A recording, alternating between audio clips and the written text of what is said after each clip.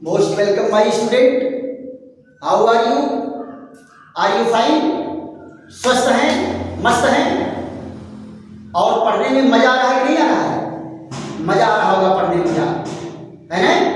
विज्ञान को ऐसे ही एंजॉयफुल वातावरण में पढ़ने की जरूरत होती है, राइट? चलिए, पिछले वीडियो में मैं आप लोगों को पढ़ाया था परमाणु क्या है, परमाणु के मूलकण क्या है और इसमें कैथोड किरणों की खोज पढ़ाए थे।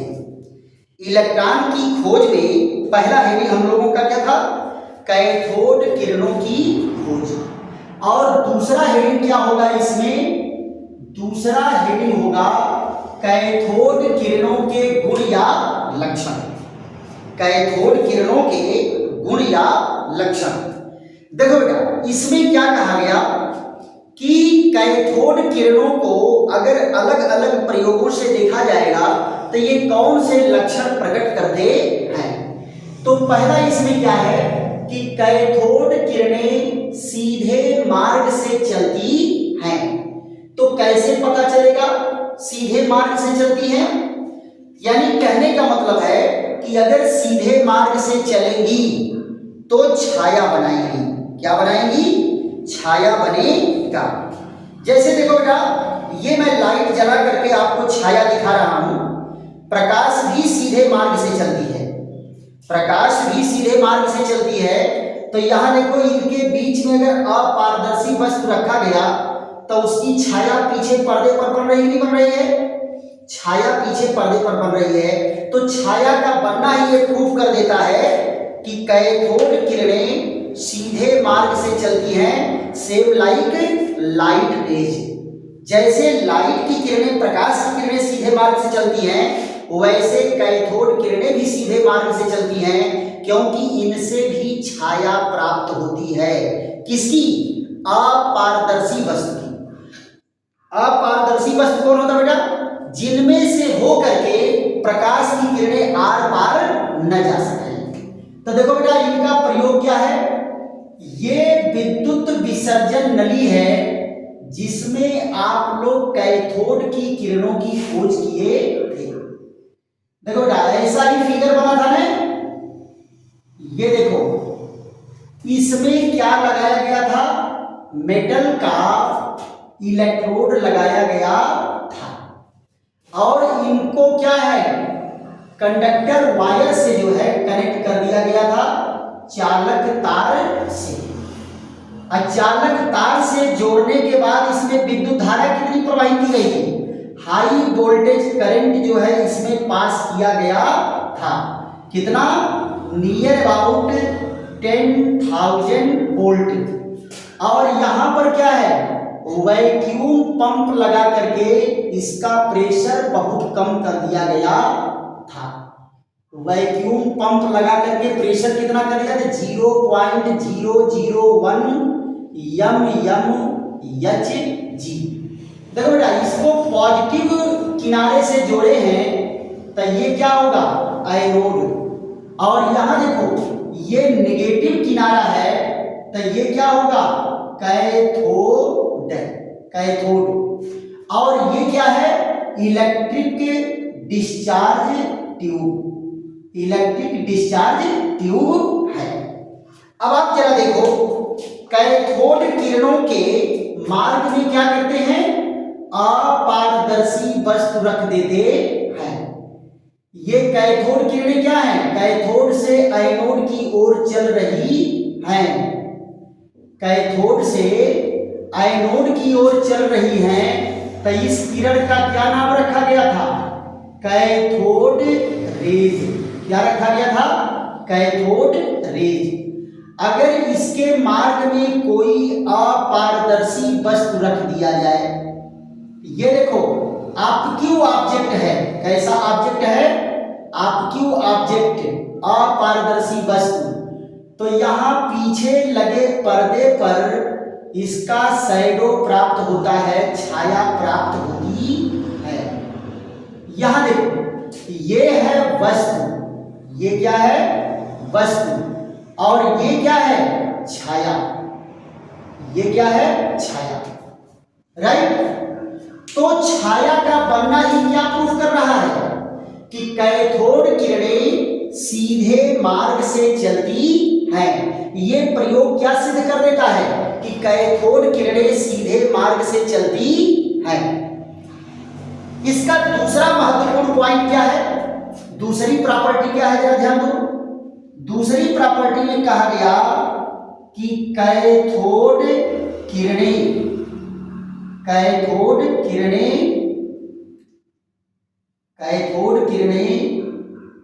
क्या है?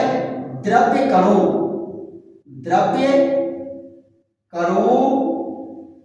से बनी होती है। द्रव्य कणों से बनी होती है।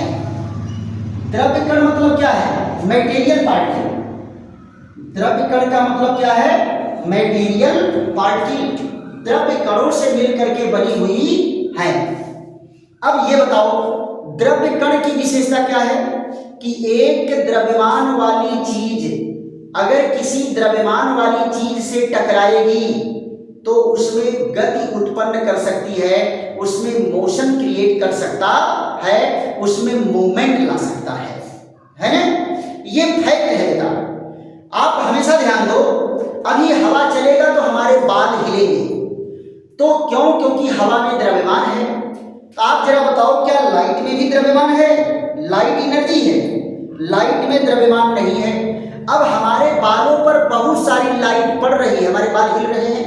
नहीं हिल रहे हैं। क्यों? क्योंकि जिसमें द्रव्यमान नहीं है वो द्रव्यमान वाली चीज को हिला नहीं पाएगी, और जिसमें द्रव्यमान है वो द्रव्यमान वाली चीज में मोशन क्रिएट कर सकता है, द्रव्यमान वाली वस्तु में गति उत्पन्न कर सकता है।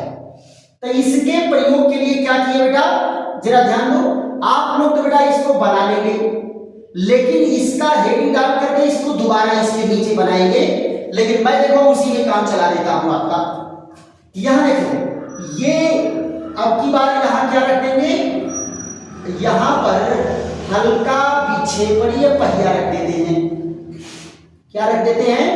हल्का विक्षेपणीय पहिया रख देते हैं। ये देखो, ये है कैथोड प्लेट, एनोड प्लेट, और यहां जरा देखो क्या रख दिए? एक हल्का विक्षेपणीय पहिया रख दिए। और जब कैथोड की किरणें इनसे टकराती हैं तो इनमें क्या करेगी? एक सर्टेन डायरेक्शन में मोशन क्रिएट कर देते हैं। तो इस हल्के विक्षेपणीय पहिया का घूमना ही बता देता है कि ये किरणें किससे बनी है? द्रव्यमान वाली कणों से बनी है। कैथोड किरणों में भी द्रव्यमान है। अगर कैथोड किरणों में द्रव्यमान नहीं होता तो ये उसमें गति उत्पन्न नहीं कर पाती। पक्का? तो ये दो पॉइंट हो गया। पहला क्या है? सीधे मार्ग से चलती है तो शैडो बना देती है। द्रव्य कणों से बनी है तो यहाँ लाइट पैडल व्हील जो रखा गया उसमें मोशन क्रिएट कर देते हैं, तो इससे पता चलता है इसमें द्रव्यमान है। अब जरा देखो इनका तीसरा पॉइंट क्या है। तीसरा पॉइंट जो है बहुत ही बेहतरीन है, इनको नोट करते चलिए आप लोग। देखो नोट करने के लिए वीडियो रोक रोक करके आप नोट कर सकते हो, है ना? तीसरी प्रॉपर्टी इसमें क्या दिया गया है, जरा यहां ध्यान दो कि कैथोड किरणें ऋण आवेशित कणों से मिलकर बनी होती हैं। कैथोड किरणें किसकी बनी होती हैं? ऋण आवेशित कणों से मिलकर बनी होती है। यहां जरा ध्यान दो, ये तीसरा पॉइंट क्या है? तीसरा पॉइंट कैथोड किरणें ऋण आवेशित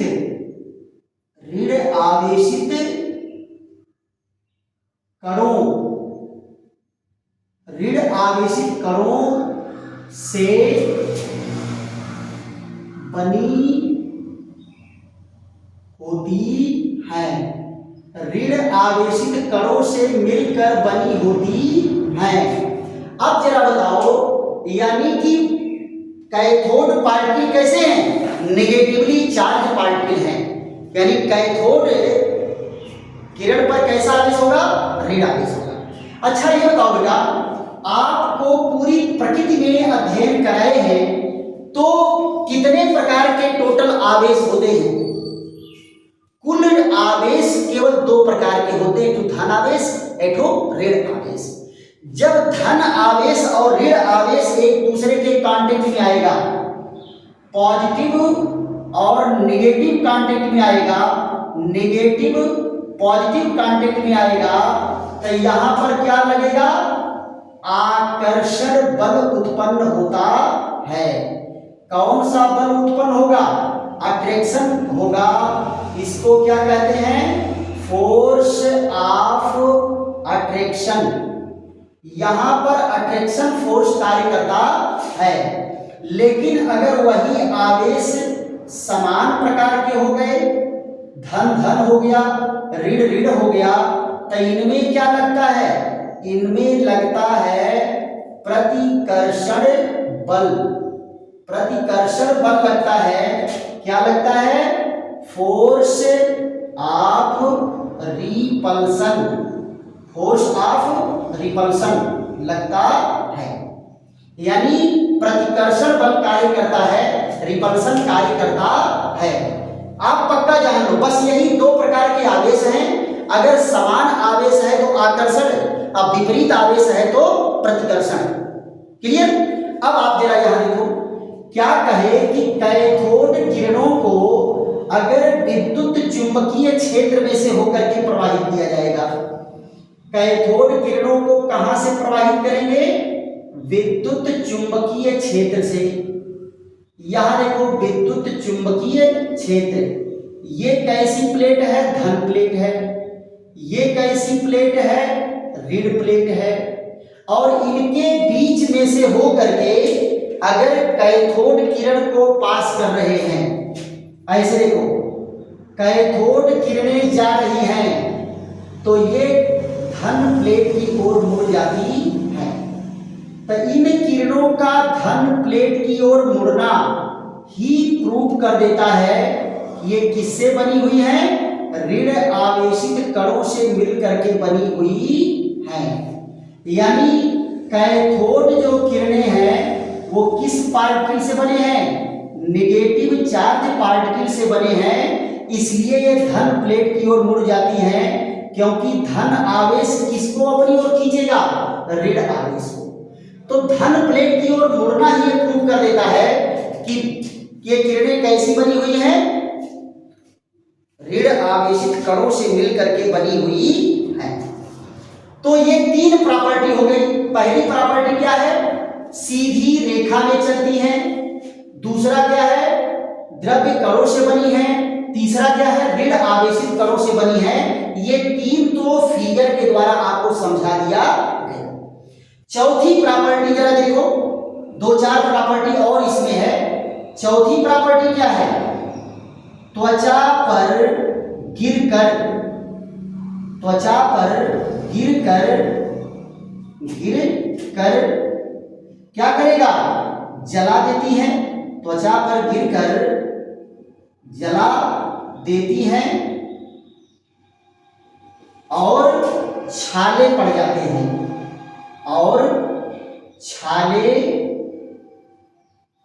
पड़ जाते हैं। यानी अगर ये आपकी त्वचा पर गिरेंगी तो त्वचा को जला देंगे और क्या पड़ जाएगा? छाला पड़ जाएगा। और चौथा पांचवा पॉइंट क्या है? धातु की प्लेट से टकराकर, धातु की प्लेट से टकराकर, धातु की प्लेट से टकराकर उसे लाल गर्म कर देती हैं। क्या कर देती है बेटा? लाल गर्म कर देती है। क्या करेगा? अगर किसी मेटल प्लेट से अगर ये टकरा रही है तो मेटल प्लेट को क्या करेगी? उसको लाल गर्म कर देती है। फिर उसके बाद छठवें नंबर पर जरा देखो तो, छठवें नंबर पर क्या कहा? गैसों को आयनित कर देती हैं। गैसों को आयनित देती हैं। अगर बेटा इनको किसी गैस में से होकर के प्रवाहित करेंगे तो उन गैसों को क्या करती हैं? आयनित कर देती हैं। यानी या तो गैसों के अणु पॉजिटिव आयन हो जाएगा या तो गैसों का अणु नेगेटिव आयन हो जाएगा। क्लियर? फिर उसके बाद जरा देखो क्या है, अगला नंबर क्या कहा कि कैथोड किरणों में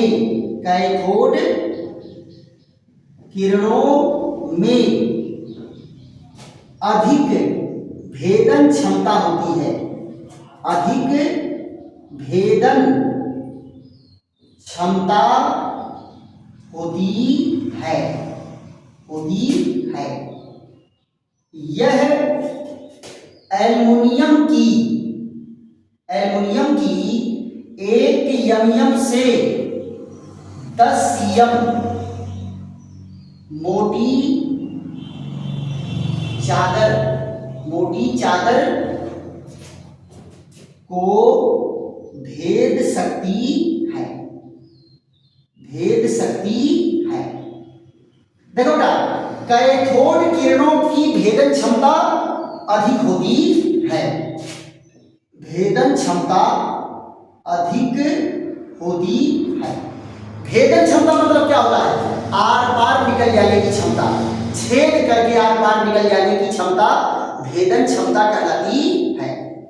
तो इनकी भेदन क्षमता ज्यादा होती है।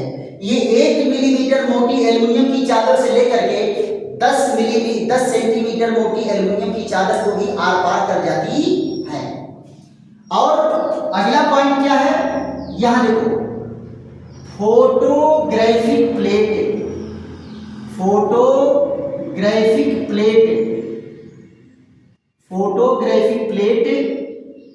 को प्रभावित कर देती हैं। क्या कर देती हैं? प्रभावित कर देती हैं। तथा जिंक सल्फाइड की प्लेट पर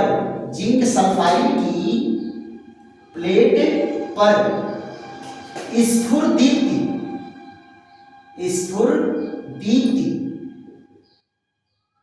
कोष्टक में क्या होगा? चमक। स्फुर दीप्ति कोष्टक में चमक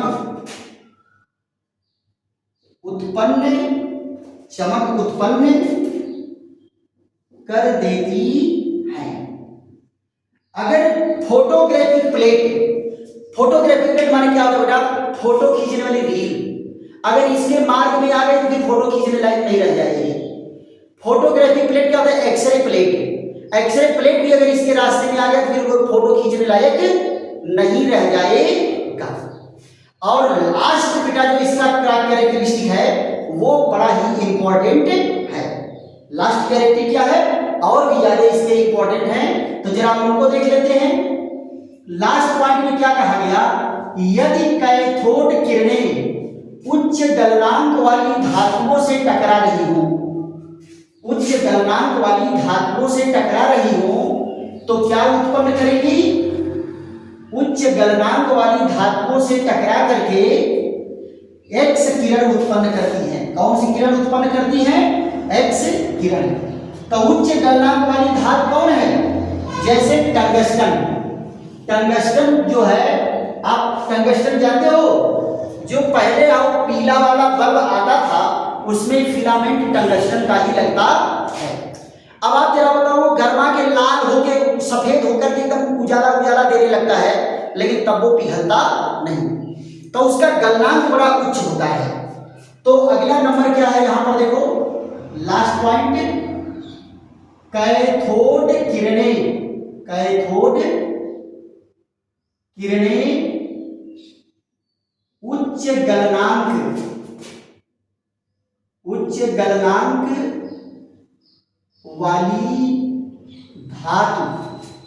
उच्च गलनांक वाली धातु से टकरा कर एक्स किरण उत्पन्न करती है। एक्स किरण उत्पन्न करती है। क्या कहेंगे? कैथोड किरणें उच्च गलनांक वाली धातु से टकराकर एक्स किरण उत्पन्न करती है। जरा यहां देखो बेटा, ये क्या है? ये धातु की प्लेट है, धातु की प्लेट है। और यहां पर क्या है? कौन सी धातु है? टंगस्टन है। टंगस्टन का सिंबल क्या होता है? डब्ल्यू। टंगस्टन का सिंबल क्या होता है? डब्ल्यू। अब आप जरा देखो, यहां पर आकर के कौन किरण टकरा रही है? ये टकरा रही है कैथोड किरण। कौन सी किरण टकरा रही है? कैथोड किरण। तो ये जो किरणें आ रही हैं, ये कौन सी किरण है? Cathode rays. Cathode rays. और यहां से टकराने के बाद ये किरणें एब्जॉर्ब हो जाती हैं और एक दूसरी किरण निकलती है। यहां से एक दूसरी किरण चलती है। यहां जरा देखो, ये दूसरी किरण जो निकल रही है, इस दूसरी किरण को क्या कहते हैं बेटा? इसको कहते हैं एक्स रेज। क्या कहते हैं? एक्स रेज, है ना? तो क्या करेंगे? कैथोड किरणें उच्च गलनांक वाली धातुओं से टकरा करके क्या उत्पन्न करती हैं? एक्स किरण उत्पन्न करती है। तो ये बेटा क्या है? ये कैथोड किरणों के गुण या लक्षण रहे। आशा है कि आप लोगों को वीडियो बेहतर लग रहा होगा, और अगर बेहतर लग रहा है तो खूब इसको लाइक करिए, शेयर करिए और सब्सक्राइब करिए। क्लियर? सब्सक्राइब बेटा पहले कर लो। कारण क्या है कि अगर सब्सक्राइब किए रहोगे तो जैसे ही कोई नया वीडियो मैं अपलोड करूंगा वो सीधे आपके पास पहुंचेगा। और दूसरी चीज, जहां आपको न समझ में आ रहा हो, आप कमेंट भी करिए कि सर यहां नहीं समझ में आ रहा है, तो उसको और बेहतर ढंग से बना करके आपको दिया जाएगा। चलिए फिर ऐसे ही एक नए बेहतरीन वीडियो के साथ मिलते हैं। तब तक के लिए हम लोग विश्राम लेते हैं। थैंक यू, धन्यवाद।